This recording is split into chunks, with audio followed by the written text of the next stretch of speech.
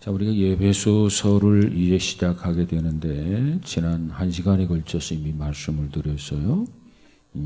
예배소 1장, 2장, 3장 개요에 대해서 말씀드렸어요. 그래서 다시 한번 좀 말씀드린다면 특별히 1장에서 중요한 게 4절입니다. 4절. 그 창세전에 그리스도 안에서 우리를 택하사 우리로 사랑 안에서 그 앞에 거룩하고 흠이 없게 하시려고 그랬어요.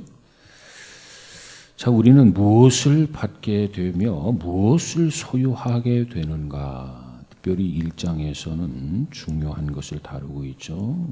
무엇을 받게 되고 무엇을 소유하게 되는가? 창세전에 우리를 선택하고 부르셨다는 겁니다. 그러니까 하늘이 생기고 땅이 생기기도 전에 그리스도 안에서 우리를 택하사 우리를 부르셨다. 그렇기 때문에 우리는 하나님 앞에 축복을 받았다. 이렇게 우리가 말씀을 드릴 수 있습니다. 그리고 2장에 넘어가서의 개요를 보면 이와 같이 축복을 받았는데 2장 5절 6절이 중요한 구절이거든요. 허물로 죽은 우리를 이와 같은 은혜, 이와 같은 축복을 받았는데 안타깝게도 아담 안에서 허물로 죽었다는 겁니다. 그러면 허물로 죽은 인생이 그걸로 끝이 나느냐? 그렇지 아니하고 그리스도와 함께 다시 우리를 살리셨다. 다시 은혜로 구원받았다. 이걸 강조하고 있는 것이 예배소 2장의 내용입니다. 그 다음 3장에서의 개요는 뭐냐면 9절의 내용이 중요해요. 3장 9절. 우리에게 있어서 영원한 비밀, 영원한 비밀을 우리에게 알게 해주시는데 그 비밀이라고 하는 게 도대체 뭐냐? 그것은 곧 교회의 비밀이다. 오늘날 우리가 교회에 소속되어 있죠. 이 교회의 비밀이다. 그래서 이 교회로서 참나온 교회는 어떤 교회냐? 유대인이나 이방인이나 종이나 자유자나 다 그리스도 안에서 하나가 되는 교회가 성경이 말하는 참 교회라는 겁니다. 당신의 혈색은 새카마니까 흑인이고 우리는 하얘니까 백인이고 당신과 우리는 같이 예배 드릴 수 없으니까 교회 출입을 못한다. 과거에 백인들이 흑인들이 교회에 오는 것을 막았던 적이 있었어요. 그렇게 돼서는 교회가 참 교회가 될 수 없다는 거죠. 유대인들은 하나님은 유대인의 하나님만 된다고 생각했단 말이죠. 그러나 참 교회라고 하면 그가 유대인이든 그가 이방인이든 그가 종이든 자유인이든 혈색이 어떻든지 간에 다 그리스도 안에 하나가 되어져야 그것이 참 교회다. 3장에서 그걸 강조해 주고 있습니다. 그 다음에 4장으로 들어가 보면은 4장에서의 열쇠가 되는 구절은 4장 3절입니다. 3절. 평안에 매는 줄로 성령이 하나 되게 하신 것을 심서 지키라. 이것이 4장에 있어서 중요한 열쇠의 구절이다. 이렇게 말씀드렸습니다. 우리 모두가 다 그리스도인이 되는 순간, 그리스도 안에서 거듭나고 새롭게 우리가 중생하는 순간 우리는 모두가 다 그리스도 안에서 한 가족이 되었습니다. 그 순간 내가 인정하지 않아도 우리는 그리스도 안에서 한 가족, 한 식구가 되는 거예요. 공동체가 되는 거예요. 그래서 엄격하게 말하면 그리스도인들끼리는 이와 같은 기도가 별로 의미가 없어요. 어떤 기도가 별로 의미가 없느냐? 주여 우리로 하나 되게 하소서. 어떤 의미에서는 이와 같은 기도가 별로 의미가 없어요. 왜 그렇습니까? 물론 그 의미는 우리가 이해가 충분히 됩니다만 그러나 이미 우리는 그리스도 안에서 거듭나고 우리가 중생하면 우리는 이미 한 가족이 되어 있는 거야. 그런데 우리를 한 가족이 되게 하소서 이렇게 기도를 할 필요가 없다는 겁니다. 그리스도 안에서는. 왜? 이미 우리는 하나가 되어 있어요. 이미 하나예요. 하나. 다만 이 4장 3절이 의미하는 말씀의 내용이 뭐냐? 자, 이 4장 3절의 내용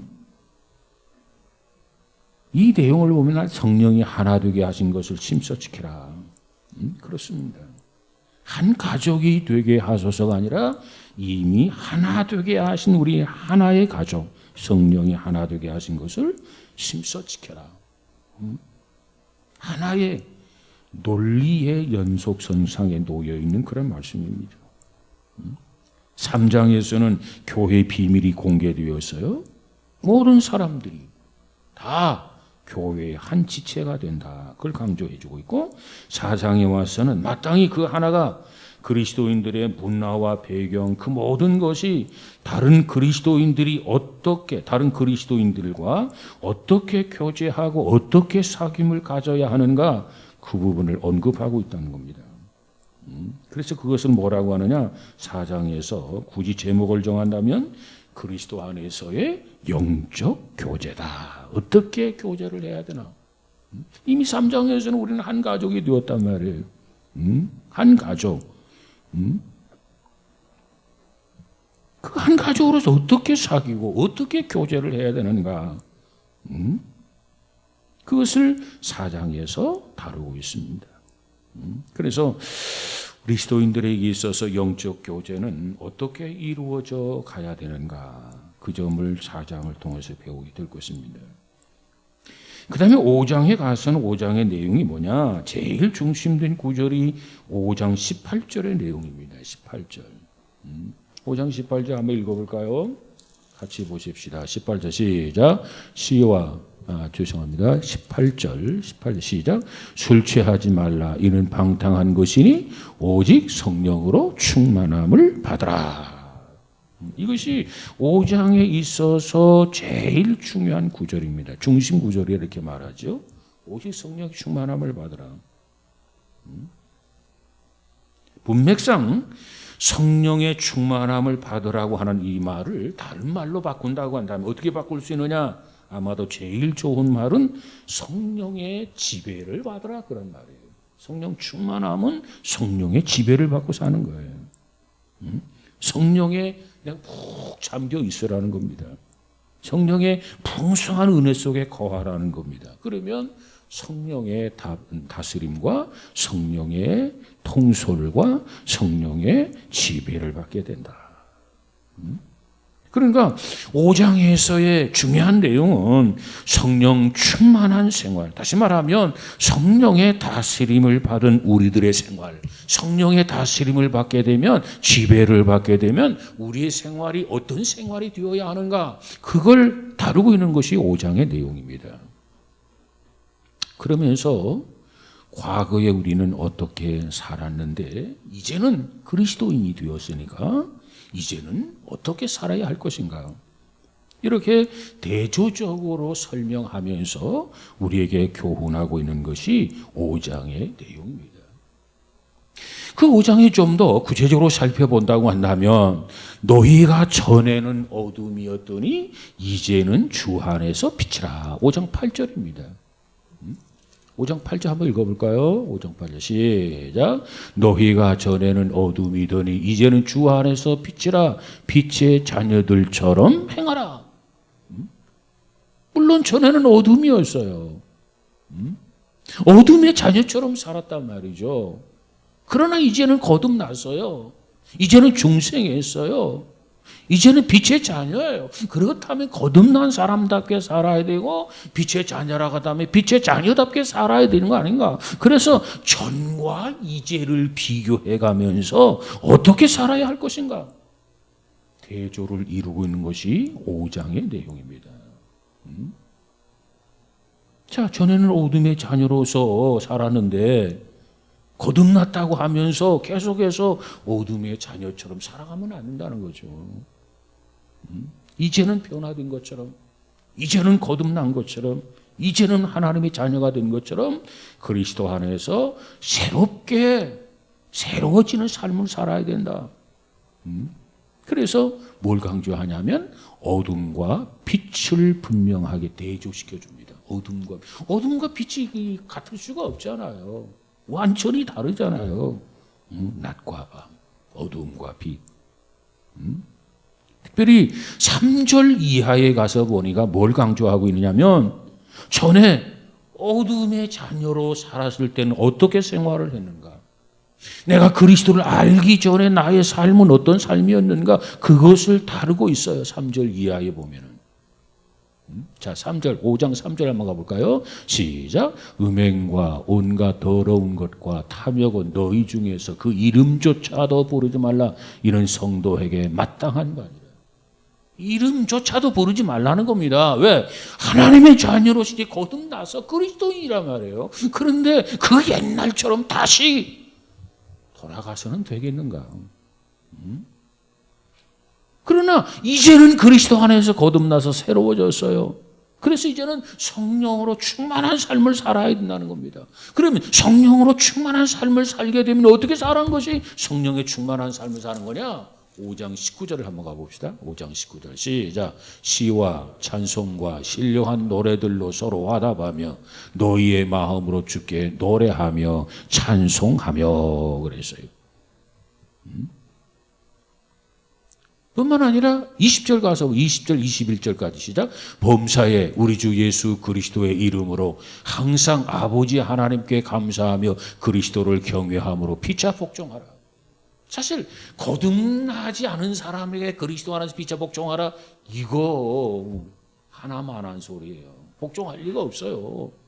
그러니까 어둠의 자녀실 때는 그리스도 안에서 피차 여호와를 경외함으로 그리스도를 경외함으로 복종하라 말할 필요가 없는 겁니다. 그러나 이제는 거듭났으면, 이제 변화되었으면, 이제 새로움이 되었으면 새로운 사람답게 살아있다는 거죠. 그리스도인답게 살아있다는 거죠. 그러려면 어떻게 사는 거냐? 삶으로 보여주라는 거예요.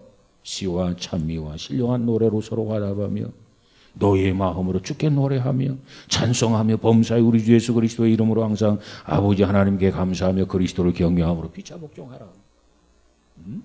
이렇게 살아간다면 누가 봐도 야, 저 사람은 그리스도인이구나, 하나님의 자녀구나, 예수 믿는 사람이구나, 이렇게 인정을 하게 되죠. 그뿐만이 아닙니다. 남편과 아내, 아내와 남편의 관계도 설명해 주고 있는데, 이 남편과 아내에 있어서 이 부부관계 성령 충만한 삶을 말씀해 주고 있어요.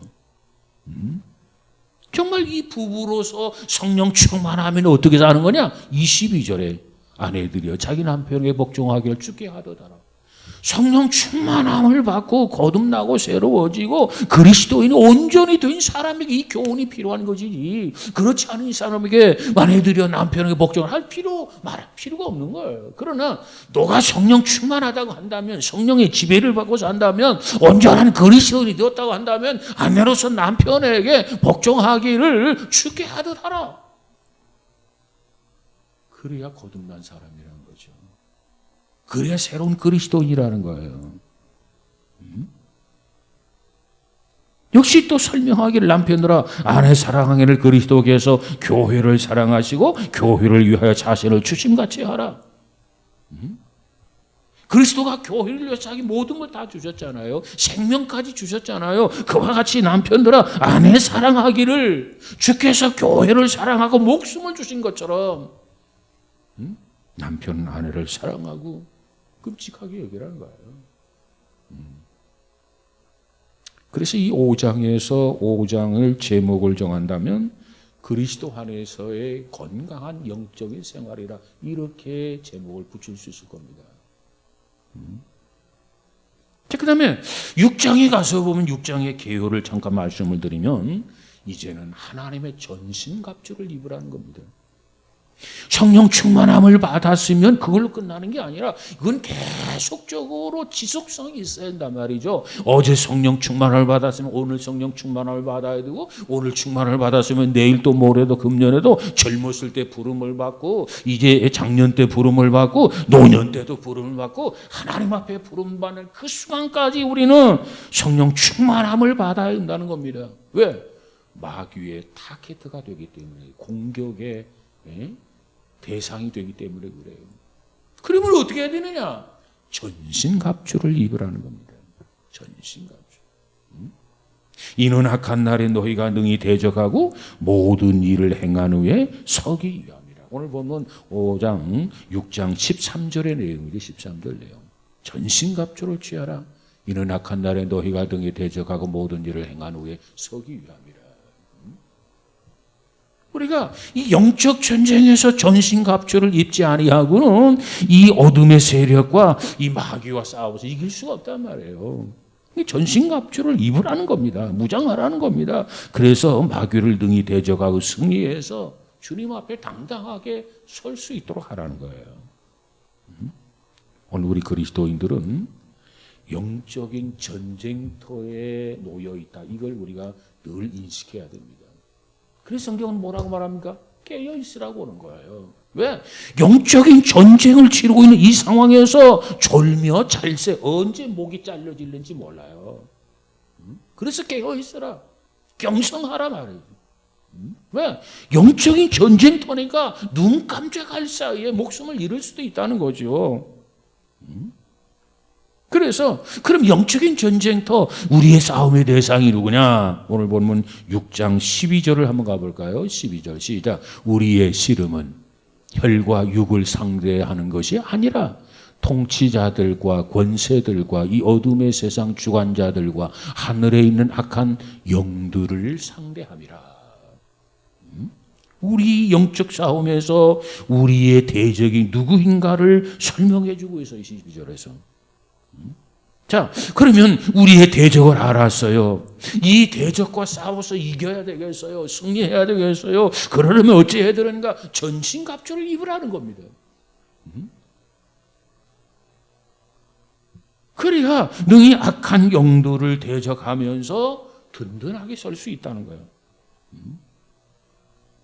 그래서 에베소서 6장의 계유는 뭐냐면은 이 영적 싸움에서 우리가 어떻게 해야 이기느냐, 어떻게 해야 이 영적 싸움에서 승리할 수 있는가, 그 점을 언급하고 있는 것이 에베소서 6장의 내용입니다. 이 세상에는 그리스도인의 삶을 실패와 좌절과 절망으로 이끄는 악한 영들이 질비해요. 우는 사자처럼 우리를 향해서 덤비고 있단 말이에요. 이와 같은 현실을 인식을 하고 이 악의 영들의 도전을 물리치고 그 승리하기 위해서는 우리가 어떻게 해야 되느냐? 전신갑주 입어라. 그래야만 영적 싸움에서 승리할 수 있다. 그렇지 아니하면 패배자가 된다라고 하는 것을 전제하고 우리에게 강조해 주고 있습니다. 자, 이렇게 해서 우리가 1장, 2장, 3장, 4장, 5장, 6장 에베소 전체적인 내용을 살펴보았습니다. 앞으로 우리가 이 에베소를 공부함에 있어서 구체적으로 한 절 한 절 살펴보면서 때로는 손으로 만져보기도 하고 귀를 가까이 대고 듣기도 하고 그래서 에베소라고 하는 이 성경이 무슨 성경인가? 어디에 핵심을 두고 기록된 것인가? 그 부분에 대해서 우리가 살펴보려고 합니다. 자, 이제 출발하기 전에 신발끈을 다시 맨다라는 그런 자세를 가지고 다시 한번 에베소서 6장 전체적인 주제와 내용을 요약해 보도록 하겠습니다. 1장의 주제는 뭐라고 했어요? 그리스도 안에서의 영적인 소유, 영적인 소유. 우리가 그리스도 안에서 무엇을 갖게 되었는가? 그리스도 안에 무엇을 갖게 되었는가? 우리가 소유한 그 영적인 재산이라고 하는 것은 도대체 무엇인가?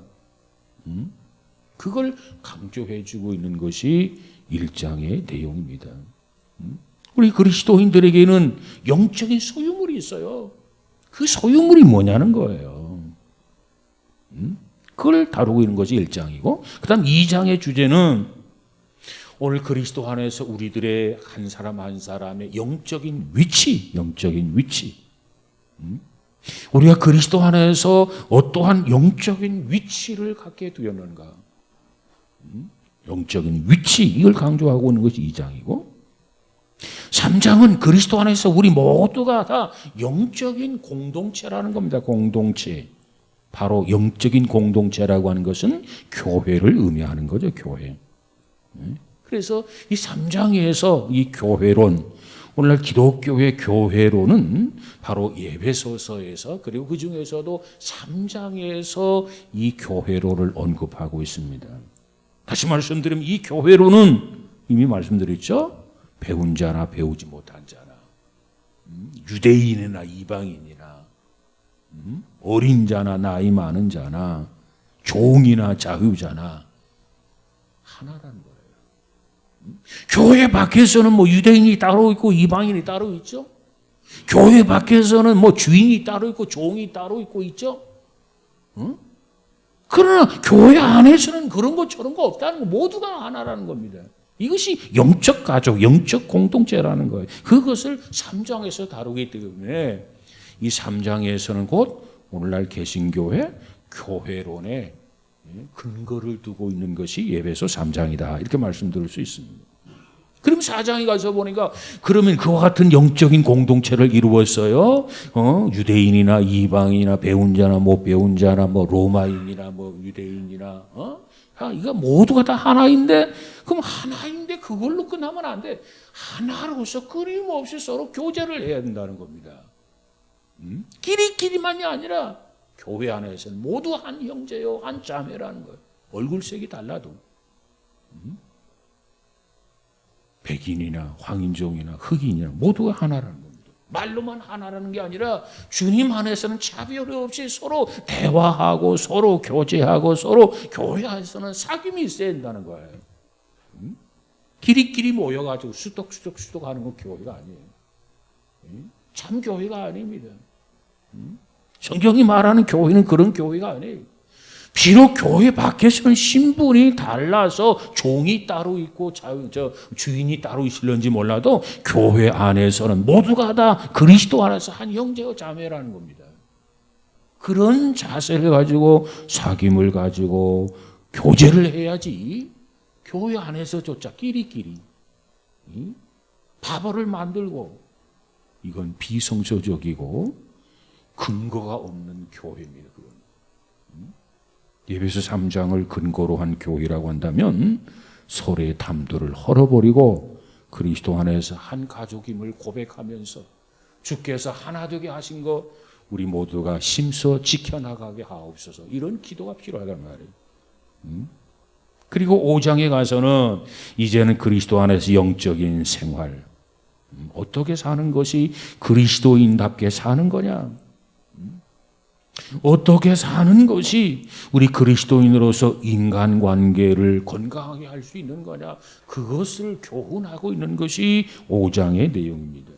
그 다음 6장에서는 바로 영적인 승리, 승리의 방법, 승리의 구체적인 방편, 승리를 위해서는 우리가 어떤 사고, 어떤 무장을 해야 하는가, 6장에서 이걸 다루고 있고, 그러한 나머지 우리는 충만한 축복의 은혜를 받고 누리게 된다고 하는 것을 강조해 주고 있습니다.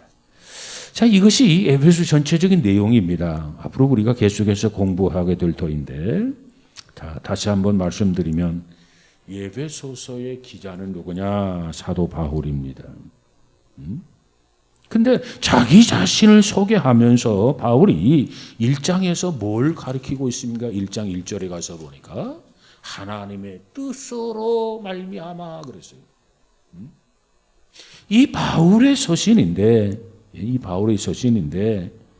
이 바울이 뭐라고 자기를 소개하냐면 자기가 하고 싶어서 아니고, 누구의 권함을 받아서 한 게 아니고, 누구의 강요에서 한 게 아니고, 그가 1절에서 설명하기를 하나님의 뜻으로 말미암아 뭐라고 강조합니까?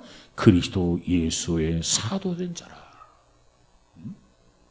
하나님의 뜻으로 말미암아 자기는 사도된 사람이라는 겁니다. 그러면 사도라고 하는 말의 의미는 뭐냐? 이 사도라고 하는 말은 본래 보내심을 받았다, 그런 뜻입니다. 보내심을 받았다. 그는 부르심을 받아가지고 하나님의 은혜로 구원을 받았어요. 구원을 받았고, 구원받았던 이 바울에게 하나님은 다시 하나님의 일을 하도록 하나님으로부터 바울은 보내심을 받았다는 겁니다.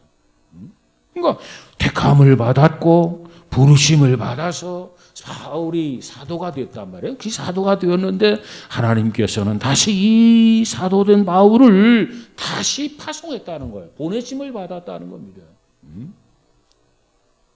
그래서 바울은 자기 자신이 사도다. 그래서 넓은 의미에서의 사도라고 하는 의미는 보내심을 받은 자다, 그런 뜻입니다. 우리가 잘 아는 예수님께서 마지막 하신 말씀이 있죠. 뭐라고 했습니까? 아버지께서 나를 보내신 것 같이 나도 너희를 세상에 보내노라. 하나님께서 그리스도를 세상에 보내신 것처럼 나도 너희를, 여기서 너희는 누구냐? 제자들입니다.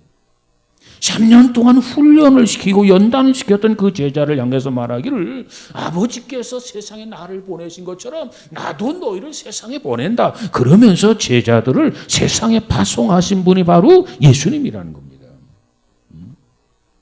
그러니까 이 사도라고 하는 말은 엄밀한 의미에서 본다고 한다면 예수님의 부활 후에 초대교회 세울 때까지 존재한 것이 사도들입니다. 엄밀히 말하면.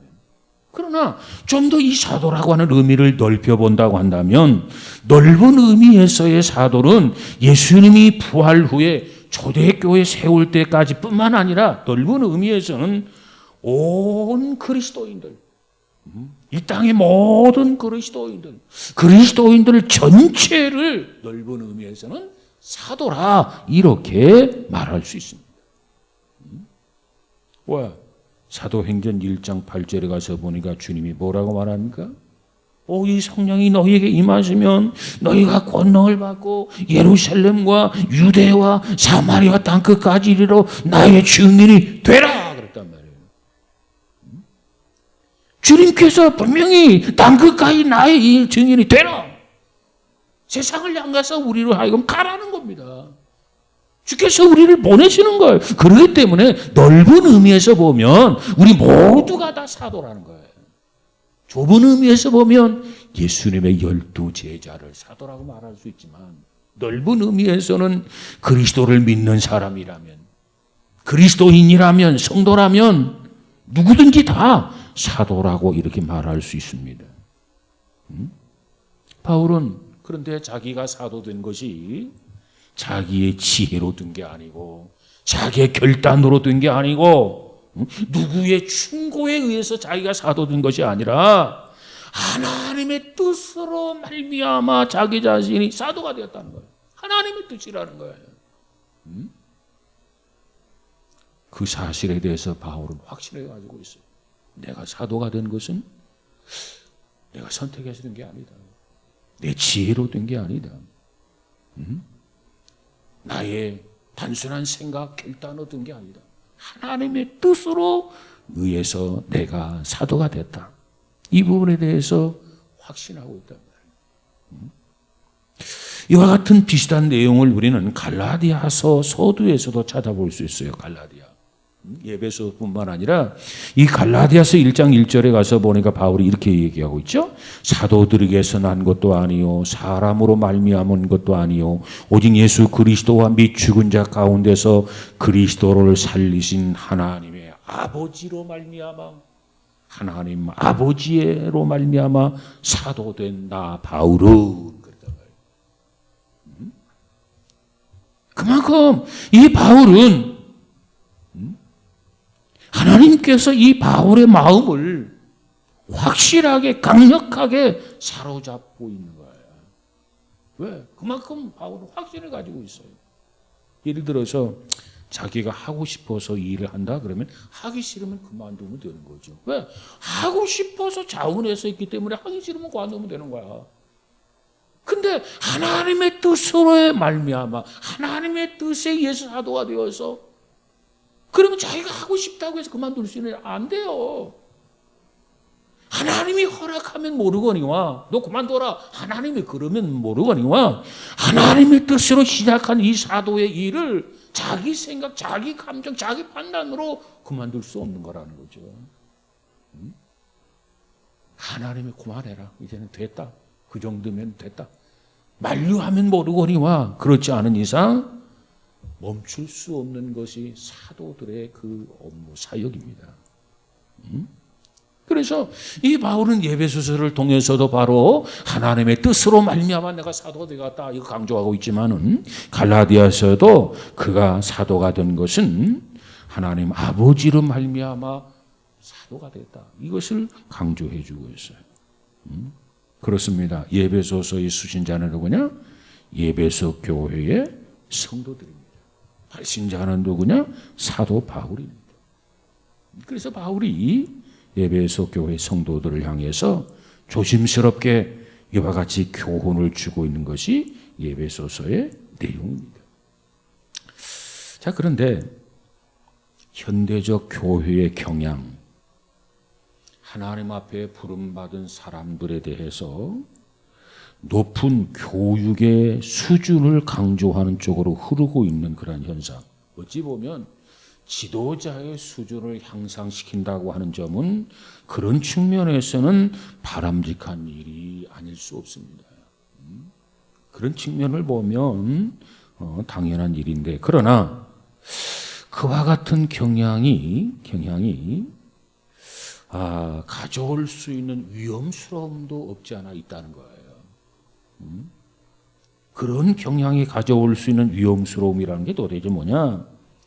하나님의 부르심이 중요하지 않고 하나님의 뜻이 중요하지 않고 아니 뭐 중요하지 않다고 하는 것보다도 하나님의 부르심과 관계없고 하나님의 뜻과 상관없이 그저 교육만 받으면 된다. 교육만 받으면 하나님의 사람이 될 수 있다. 교육만 받으면 사도가 될 수 있다. 그런 생각을 가질 수 있다는 거예요.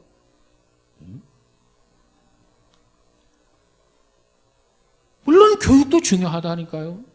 지도자의 수준을 높인다고 하는 데에서는 바람직하다니까요. 그러나 하나님의 부르심이 전제되지 아니하고 하나님의 뜻이 전제되지 아니한 부르심, 교육은 오히려 빗나가게 된다는 거죠. 잘못될 수 있다는 겁니다.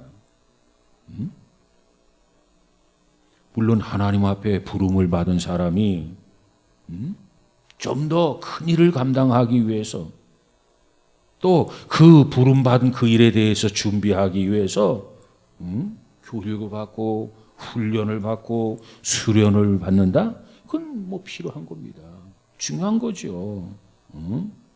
그러나 부름받은 거와는 관계없이 하나님의 뜻과는 무관하게 그냥 교육만 받으면 된다?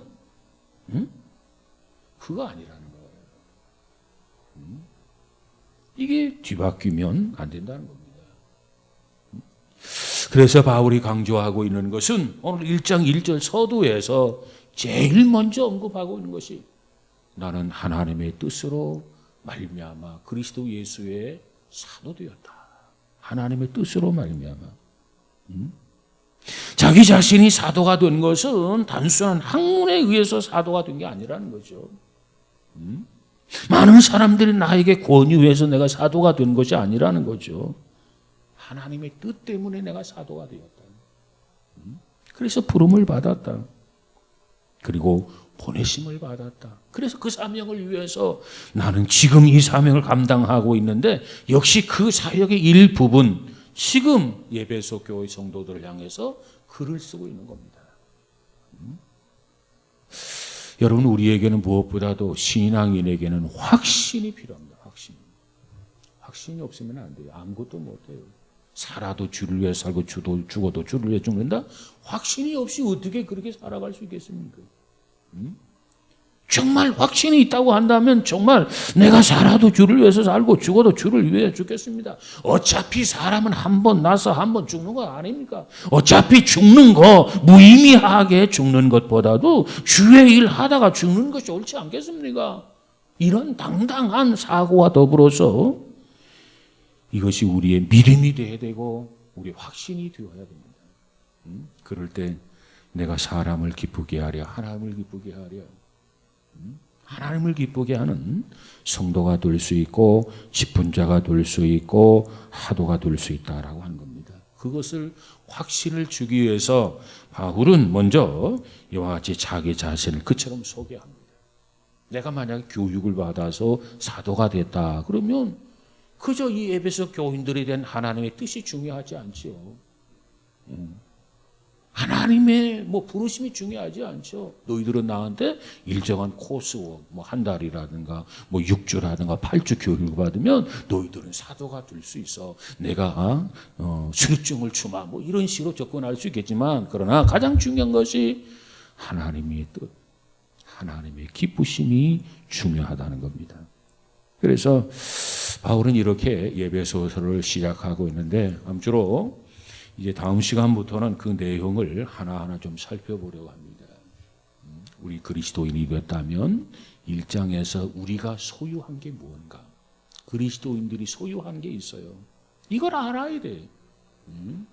그래서 하나하나 살펴보겠는데, 아무쪼록 기도하는 마음 가지고 우리가 예배소서를 공부하고 예배소서를 공부함으로 말미암아서 교회론을 바로 하는, 우리의 교회를 좀 흔들리지 아니하고 견고해지는 그런 계기가 되었으면 좋겠습니다. 아무쪼록 우리 모두가 교회론이 분명하고 확신해야만이 핍박 속에서도 박해 속에서도 우리는 그저 주님을 부인하지 아니하고 주님 뜻대로 살기로 했네, 그 고백과 더불어서 주님을 영화롭게 기쁘게 해드리는 삶이 가능하게 되는 줄로 믿습니다. 아무쪼록 기도하는 마음으로 같이 공부하기를 원하고 오늘은 여기까지 마치도록 하겠습니다. 기도하십시다. 거룩하신 하나님, 감사합니다. 특별히 바울을 통해서 주셨던 서신 예배소서를 통해서 우리가 앞으로 공부해 나갈 터인데, 예배소서를 통해서 우리 신앙인은 어떤 위치에 있는가, 또 우리가 소속된 교회 공동체는 어떠한가, 어떻게 해야 교회가 건강한 교회가 되어서 이 시대적 사명을 잘 감당할 수 있는 교회가 될 수 있을까 하나하나 연구하면서 말씀에 감추어진 비밀을 하나하나 깨닫기를 원합니다. 그래서 우리의 신앙이 이 말세지 말에 무엇보다 더 건강하게 정말 주의 뜻을 이루어가는 우리의 삶이 되어지게 하여 주옵소서. 성령께서 매 순간마다 우리에게 깨우침을 주시고 진리에 대해서 더 깊이를 알 수 있는 놀라운 지혜도 허락하여 주옵소서. 또 한 주간이 시작될 때 세상 속에서 저들과 더불어 동행하시고 늘 승리할 수 있도록 세심 주시고 능력으로 더하여 주옵소서. 예수님 이름으로 기도하옵나이다. 아멘.